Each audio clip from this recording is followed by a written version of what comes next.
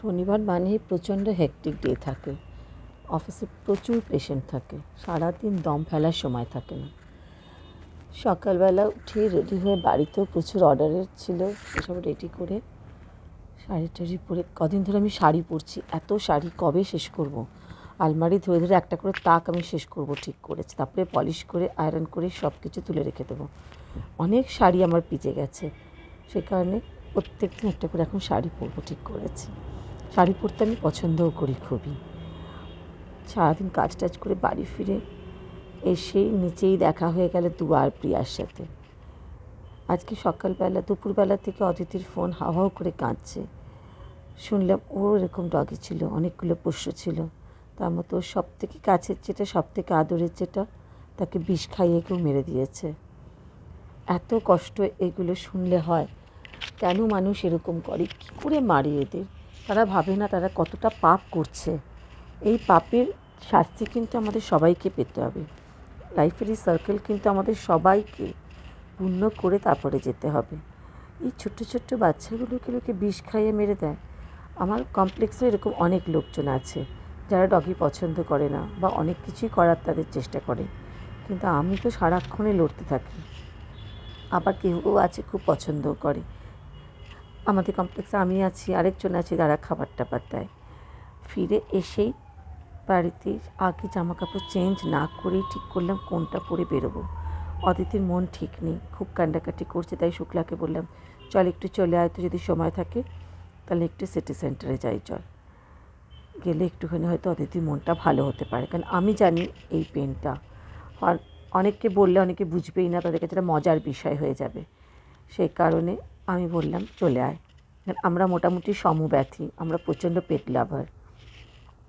যেখানেই যাই বাড়িতে তো কিছু কাজ থাকেই, তাই জন্য ড্রেসটা পরে নিয়েই চট করে রান্নাঘরে গিয়ে আগে চা রেডি করলাম। চা একটু খাবার বানিয়ে ফেললাম, না হলে আবার মুশকিল। আমি চায়ের প্রতি প্রচণ্ড সফট। এত চা হচ্ছে আমার সব থেকে বেশি উইকনেস যে কোনো ড্রিঙ্কের মধ্যে। কফির থেকেও আমি চাই বেশি পছন্দ করি। চা মানে আমার কাছে একটা কালো চা, তাতে সুগার টুগার কিছুই থাকবে না, কিন্তু চা পাতাটা ভালো হওয়া চাই। অনেক রকম চা পাতা আমি কিনি, কিন্তু এক একদিন এক একটা ট্রাই করি।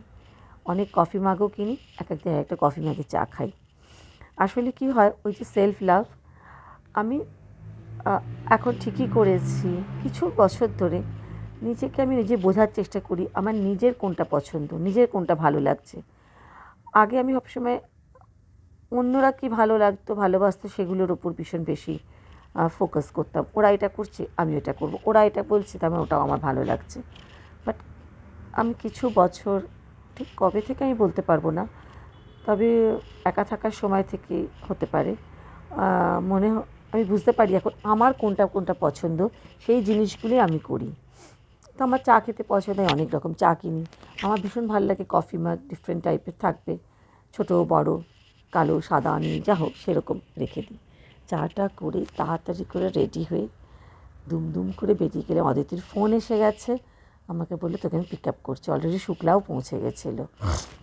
রাস্তায় যাওয়ার সময় অনাকেও ফোন করে নিলাম, যেই আমরা সিটি সেন্টার পৌঁছে গেছি। অদিতিকে ওরাই একটা ভিডিও করে দিত। আর কি জানি কোনো আনপ্ল্যান্ড, কিন্তু আমরা দুজনেই আজকে ঠিক হঠাৎ করেই ড্রেস পরেছি। ও পরেছে আর আমি এই ড্রেসটা যেটা পরেছি ব্লু কালার, এটা অদিতির জন্মদিনের জন্যই আমি কিনেছিলাম। আর অদিতি যে ড্রেসটা পরেছে সেটাও কিন্তু অদিতি ওর বার্থডেতে পরেছিল। কি অদ্ভুত একটা মিল হয়ে গেছে, কিন্তু কোনো প্ল্যান ছাড়া। গিয়ে দেখলাম শুক্লাও ড্রেস পরেছে। তারপর আমাদের সিটি সেন্টারের পাশে একটা ভীষণ ভালো ক্যাফে আছে, তোমরা সবাই ট্রাই করো, ক্যারাভিন ক্যাফে। এদের খাবার অসাধারণ এবং অ্যাম্বিয়েন্স, স্টুয়ার্ড, সব কিছুই এক ঘর। আমাদের মাঝে মধ্যেই এখানে আমরা যাই এবং ভীষণই রিজনেবল, কোয়ান্টিটিও অনেক। আমাদের খুবই ফেভারিট জয়েন্ট এটা। শুক্লা বললো ও নাকি কখনো আসেনি। মধুদি যেহেতু দূরে থাকি সেই কারণে মধুদিকে এইদিনকে ফোনও করলাম না। আমরা যাচ্ছি জাস্ট কয়েকটা মুহূর্তের জন্য, অদিতির মনটা খারাপ তাই জন্য একটুখানি ওকে নিয়ে একটু বেরিয়ে একটু মনটাকে ডাইভার্ট করা। জানি এগুলো মনেভাবে ডাইভার্ট হয় না, তাও কিছুটা সময় যদি একটু খুশি রাখতে পারি বন্ধুকে, তার জন্যই আসলে দৌড়ে চলে গেছিলাম। আর আমরা সামনে বেড়াতে যাব সেই সব নিয়েও একটু ডিসকাস করছিলাম। ওরা বললে একটা দারুণ কেক আজকে থেকে আমরা নতুন বানাচ্ছি, খাবেন ম্যাডাম? আমরা বললাম দিয়ে দাও। আমি তো মিষ্টি পোকা, মিষ্টি ছাড়া তো আমার যেন কোনো কিছুই কমপ্লিট হয় না। ভাত খাই না, কিন্তু মিষ্টি প্রতিদিন আমার চাই। আর এটাও আমি বুঝে গেছি, এটাকে আমি ভালোবাসি, তাই জন্য কোনো কম্প্রোমাইজ করবো না। সারাদিনে একটা হলেও মিষ্টি খাবো, মোটা হয়ে গেলে তাতেও খাবো। তারপর তো আপনাদের ছবি তোলা আছে। এই ছবিগুলো না আমার কাছে, অনেকেই বলে অনেক কিছু, ছবিগুলো আমার কাছে অসম্ভব একটা গুরুত্বপূর্ণ জিনিস। আমি যখন একা থাকি, মন খারাপ, খুশি, সব কিছু ছবিগুলো দেখলে আমার খুব ভালো লাগে। আর ফেসবুকে কী সুন্দর প্রত্যেক দিন সকালে উঠে মেমোরিতে দেখায় আগের বছর তুমি কী করেছিলে, 5 বছর আগে তুমি কী করেছিলে। বাড়িতে ফিরেই বললাম যে অনেক অর্ডার ছিল, আমার রান্নাবান্না করতে হবে, বাড়ির রান্নাবান্না। যাওয়ার সময় একটুখানি চিকেন বার করে গেছিলাম, আর চালও ভিজিয়ে গেছিলাম পোলাও করার জন্যে। পোলাও আমি খুব সহজ পদ্ধতিতে করি। চালটা যখন বসাই তখন তার সঙ্গে কালার মিশিয়ে, গরম মশলা দিয়ে, একটু তেল, মিষ্টি, নুন দিয়ে আমি বসিয়ে দিই। তারপরে যখন চালটাকে ঝরিয়ে নিয়ে তেলে ঘি দিয়ে, একটু ভালো ঘি দিয়ে নাড়াচাড়া করে with dry fruits, pulao ready হয়ে যায়, খুব জলদি হয়ে যায়। আর আমি যে চিকেনটা আজকে বানাবো ঠিক করেছি, বাড়িতে অনেক ড্রাই ফ্রুটস ছিল, তো আমি আমন্ড দিয়ে বানাবো ঠিক করেছিলাম, আর ধনেপাতা দিয়ে। তো জাস্ট একটুখানি মিক্সির মধ্যেই ইয়ে দিয়ে তোমার পেঁয়াজটাকে একটুখানি পেস্ট করে নিয়ে, জাস্ট কড়াতে একটু কষিয়ে নিয়ে, গরম মশলা দিয়ে তার মধ্যে আমি চিকেনগুলো দিয়ে দিলাম। তার মধ্যে অল্প একটু হলুদ পড়বে, আমি একটু হোয়াইটেজই করতে চাইছিলাম, একটু গ্রিন গ্রিন ওই ধনেপাতাটার জন্যে। তারপরে ধনেপাতার আমন্ড একটা পেস্ট করে নিয়েছিলাম, কিন্তু একটুখানি কাসুরি মেথি দিয়ে ওটাকে দিয়ে দিলাম, এই যে দিয়ে দিলাম।